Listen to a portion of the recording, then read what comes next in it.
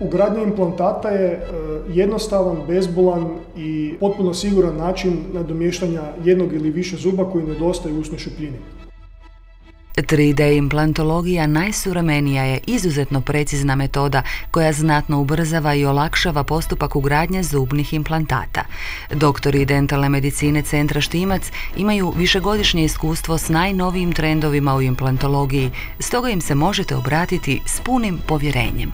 Implantati trajno rješavaju funkcijski i estetski problem pacijentu, a između ostaloga se ponašaju kao i prirodan zub, te sprječavaju nedostatak i daljnju resorpciju kosti koja se nalazi u usnoj šupljini, te su stoga vrlo popularni u oralnoj kirurgiji i stomatologiji. Ako je do sada i postojala mogućnost da se implantat ne može ugraditi zbog nedostatka kosti, sada taj problem možete zaboraviti. U našem Centru dentalne medicine smo uveli jedan novi standard usluge, odnosno PRF protokol, kojim se iz krvi pacijenta dobiva potpuno prirodni preparat, bogat faktorima rasta.